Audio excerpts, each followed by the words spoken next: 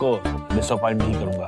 और देखना, इस बार ये डील मैं क्लियर करके आऊंगा और सारे नेगोशिएशन खुद संभाल लूंगा।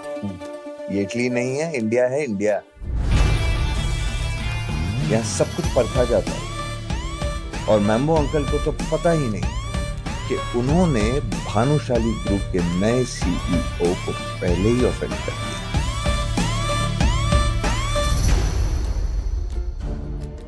बीते सालों में कई बार जावेरी खानदान ने भानुशाली ग्रुप को प्रपोजल्स भेजे थे, लेकिन उन्होंने सारे प्रपोजल्स रिजेक्ट कर दिए।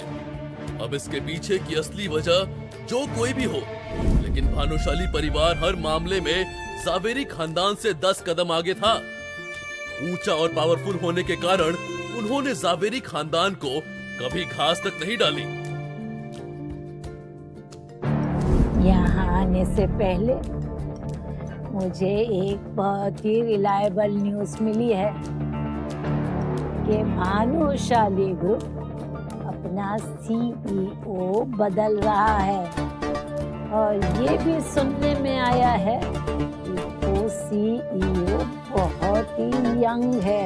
लेकिन अब जब भानुशाली ग्रुप अपने सीईओ को बदल रहा है और ऊपर से एक यंग सीईओ कमान संभालने वाला है, तो जावेरी खानदान को कुछ पॉसिबिलिटीज नजर आ रही थी। जावेरी परिवार इस अपॉर्चुनिटी को अपने हाथ से खोना नहीं चाहता था। भले ही वो नया सीईओ उनके प्रपोजल को एक्सेप्ट करे या फिर रिजेक्ट, लेकिन जावेरी परिवार एक बार फिर से कोशिश करके देखना चाहता था। नक्श का पूरा ध्यान अपने खाने पर था, लेकिन जब उसने कल्याणी के मुंह से भानुशाली ग्रुप के नए सीईओ वाली खबर सुनी, तो तुरंत ही उसका सर ऊपर की ओर उठ गया था। उसकी आंखों में एक अलग सी चमक आ गई थी।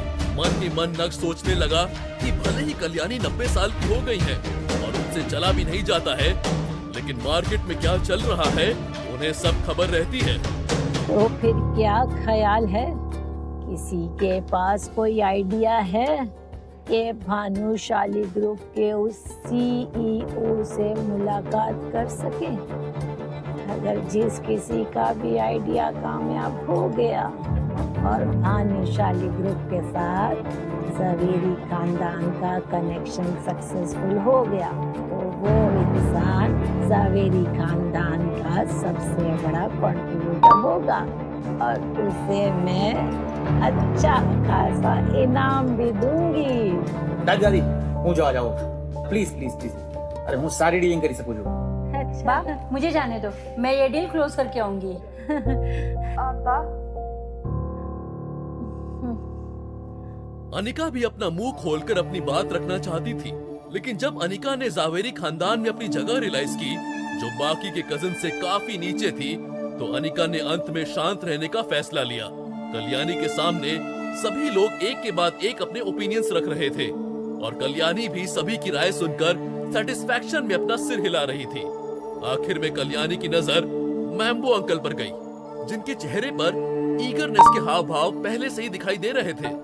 नवीन, ये मैटर को तुम हैंडल करोगे and don't let me down. चलो इसी बहाने हमें ये तो पता चला कि मैम्बो अंकल का असली नाम नवीन जावेरी था। मैम्बो अंकल तो उन्हें प्यार से बुलाते थे, वैसे वो प्यार के लायक तो बिल्कुल भी नहीं थे। माँ, बिल्कुल ही परेशान मत हो, मैं आपको डिसअपॉइंट नहीं करूंगा। और देखना, इस बार ये डील मैं क्लियर करके आऊंगा और सारे नेगोशिएशन खुद संभाल लूंगा। उनके चेहरे से वो काफी कॉन्फिडेंट नजर आ रहे थे। एक तरफ माँ और बेटे के बीच में कुछ सीरियस बातें चल रही थी, तो दूसरी तरफ नक्श भाई साहब का खाना हो गया था। मैम्बो अंकल डील क्लोज करेंगे, निगोशिएशन भी करेंगे। भाई, इतना कॉन्फिडेंस उनके अंदर कहां से आया? ये इटली नहीं है, इंडिया है, इंडिया। यहाँ सब कुछ परखा जाता है।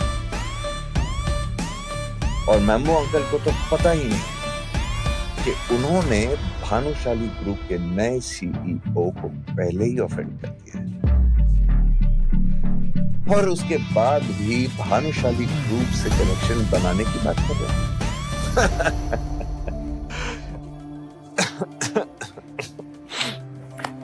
खाना बहुत अच्छा था। ऐसे लगा आज पहली बार मैंने दिल खोल के खाना खाया। फैमिली गैदरिंग खत्म होने के बाद नक्श अनिका और चित्रा को लेकर घर की तरफ निकल पड़ा था। रास्ते में अनिका ने नक्श की किसी भी बात पर कोई ध्यान नहीं दिया। उसके दिमाग में तो बस कल्याणी की बातें घूम रही थी कि कैसे जावेरी खानदान भानुशाली ग्रुप के साथ कनेक्शन बनाना चाहता है और उस डील को क्लोज करने की जिम्मेदारी मैम्बो अंकल को दी गई। कल्याणी अपने चारों बेटों में से, माफ कीजिएगा, अब अनिका के डैड तो रहे नहीं, तो अपने तीनों बेटों में से सबसे ज्यादा मैम्बो अंकल को ही पसंद करती थी और ज्यादातर सारी अच्छी अपॉर्चुनिटीज उन्हीं को संभालने के लिए बोलती थी, जिसमें उन्हें इंडियन मार्केट का ABCD का भी नॉलेज नहीं था। बस इटली में अपना बिजनेस क्या चमका दिया, कल्याणी को ऐसा लगता था जैसे मैम्बो कहीं पर भी फतह कर सकता है। अनिका यही सोच रही थी कि अगर वो कोई पैंतरा चलाए और उसके आइडिया से अगर जावेरी खानदान और भानुशाली ग्रुप के बीच में डील क्लोज हो जाए तो वो अपनी अंजी कॉर्पोरेशन को भी डूबने से बचा सकती है। वैसे अभी तो उसकी डूबती हुई कंपनी को विहान बजाज संभाल रहा था, लेकिन अब जब उसने अनिका को ड्रीम लवर नेकलेस खरीद कर दे दिया है तो क्या उसके पास भी अब उतना पैसा होगा? अनिका के मन में ये सारी बातें घूम रही थी और वो जितना इस बारे में सोच रही थी उतनी ही ज्यादा उसे इरिटेशन हो रही थी। अनिका का बर्ताव देखकर नक्श को समझ आ गया था कि वो क्यों इतनी स्ट्रेस्ड है, लेकिन उस समय नक्श ने कुछ नहीं कहा। रात को सोने से पहले अचानक से नक्श जमीन पर लगाए अपने बिस्तर से उठा और सीधा बेड की तरफ बढ़ा, जहां अनिका बस लेटने ही वाली थी। नक्श ने अनिका को देखा और उसका मन किया कि आज की रात वो अनिका के साथ ही सोए, लेकिन अपनी इस इच्छा को साइड में रखते हुए नक्श ने अनिका को दिलासा देते हुए कहा, अनिका, बात करूं तुमसे? क्या है? तुम ना टेंशन मत लो, सब ठीक होगा, सच में। और हाँ, मैम्बो अंकल की टेंशन तो जरा भी मत लो, वो भानुशाली ग्रुप के साथ डील क्रैक नहीं कर पाएंगे, बल्कि वो डील तुम्हारे अलावा कोई और करेगा, पक्का। तो तुम टेंशन मत लेना। मैं अपनी बात कहने के बाद नक्श ने अनिका के रिएक्शन का इंतजार भी नहीं किया और वापस अपने जमीन वाले बिस्तर पर जाकर लेट गया और आंख बंद करके सोने की कोशिश करने लगा। नक्श की बात सुनकर एक पल के लिए अनिका शॉक्ड रह गई थी। उसे यकीन नहीं हो रहा था कि नक्श ने उसके दिमाग में चल रहे उन थॉट्स को पहचान लिया था। हालांकि जो कुछ भी नक्श ने कहा उसे सुनने के बाद अनिका स्पीचलेस हो गई थी। अनिका नक्श की बात पर यकीन नहीं करना चाहती थी। अगर वो भानुशाली ग्रुप के पास डील लेकर गई और वो डील क्लोज होगी ही होगी, इस बात की क्या गारंटी थी? नक्श को कैसे पता कि उसके चाचा और उसके बाकी के कजिन्स इस डील को क्रैक नहीं कर पाएंगे? नक्श तो अनिका को कंफर्ट देने आया था, लेकिन अब तो अनिका और भी ज्यादा कंफ्यूज दिखाई दे रही थी। अनिका उन सब चीजों के बारे में नहीं सोचना चाहती थी, इसलिए सब कुछ भूलकर उसने अपनी आंख बंद की और सोने की कोशिश करने लगी। उधर सावेरी खानदान में मैम्बो अंकल पूरी प्रिपरेशन कर रहे थे कि कैसे भानुशाली ग्रुप के साथ कनेक्शन बनाया जाए। साथ ही साथ अनिका के कजिन्स भी इसी काम में लगे हुए थे, लेकिन अनिका शांत और गुमसुम थी, जैसे मानो वो पहले ही हार मान चुकी हो। उसे लग रहा था कि मैम्बो अंकल नहीं तो उसका कोई और कजन ये डील क्रैक कर ही लेगा, इसलिए अनिका का ध्यान उस डील से हट गया था। शायद अनिका ऐसा भी सोच रही थी कि अगर वो डील किसी से भी क्रैक नहीं हुई तब वो कोशिश करेगी।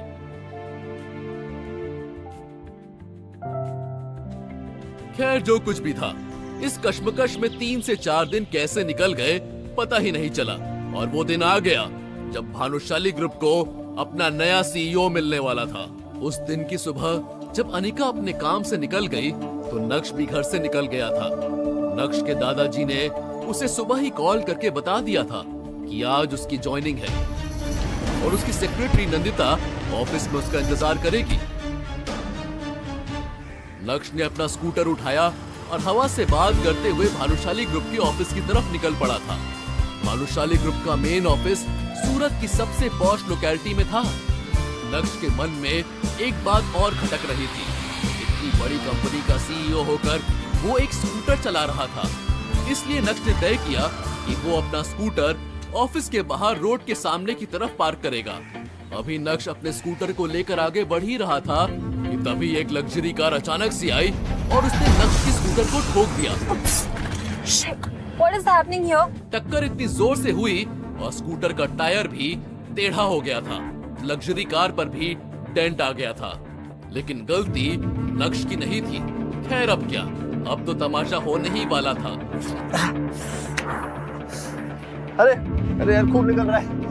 अबे अंधे घोड़े, इतनी बुरी तरह से मेरी गाड़ी को ठोक दिया। अरे इसका नुकसान कौन भरेगा? दिखता नहीं है तुझे? ये इससे पहले कि वो लग्जरी कार के ड्राइवर से कुछ कहता, अचानक से उस कार का दरवाजा खुला और नक्श को शिवानी के दर्शन हुए। Shit! सड़क पर देखकर नहीं चला सकते क्या? उस लड़की की टोन बहुत खराब थी। वहाँ मौजूद भीड़ उस लड़की को देखने के लिए और भी ज्यादा बेकाबू हो गई। सभी लोग फुसफुसाने लगे। ये लड़की कितनी खूबसूरत है यार, कौन सी फिल्म की स्टार है? सही मायनों में जब नक्श की नजर उस लड़की पर पड़ी तो नक्श के चेहरे का एक्साइटमेंट देखने लायक था। शिवानी तुम? अरे नक्श, तुम यहाँ क्या कर रहे हो? वाह, क्या कोइंसिडेंस है। नक्श भी आज ही सीईओ की कुर्सी पर बैठेगा और शिवानी भी आज ही अपना कॉन्ट्रैक्ट साइन कराने आई। शिवानी और भानुशाली ग्रुप के बीच अब एक नया रिश्ता बनने जा रहा था। ऐसे में भला नक्श शिवानी के साथ इस हादसे को लेकर बहस कैसे कर सकता था? इसलिए नक्श पूरी तरह से खामोश हो गया। 2 दिन पहले शिवानी ने न्यूज़पेपर में पढ़ा था कि भानुशाली ग्रुप के मेन सिक्योरिटी गार्ड को दिन में अचानक से कार्डियक अरेस्ट आया और उसकी मौके पर ही मौत हो गई। इसलिए कंपनी अब एक जवान सिक्योरिटी गार्ड रख रही है। क्या वो नक्श है? मन ही मन ये सोचते हुए एक बार फिर से शिवानी ने नक्श की ओर देखा और मुंह बनाने लगी। नक्श, तुम्हें देखकर चलाना चाहिए ना। देखो, मेरी कार डैमेज हो गई। तुम तो इसका पैसा भी नहीं भर सकते, है ना? सी? शिवानी अपनी लग्जरी कार पर आए स्क्रैचेस और डेंट्स देख रही थी और ये सब देखकर उसका दिल भर आया था। कल ही तो शिवानी ने नई कार ली और आज पहली बार जब कार बाहर निकली तो उसका कल्याण हो गया। शिवानी की बात पर नक्श की तरफ से कैसा रिएक्शन आने वाला है? क्या नक्श अपनी गलती मानेगा या फिर शिवानी के साथ बहस करने लगेगा? अगर शिवानी उसे पैसे भरने के लिए बोलेगी तब नक्श क्या करेगा? क्या नक्श आज शिवानी को दिन में तारे दिखाएगा?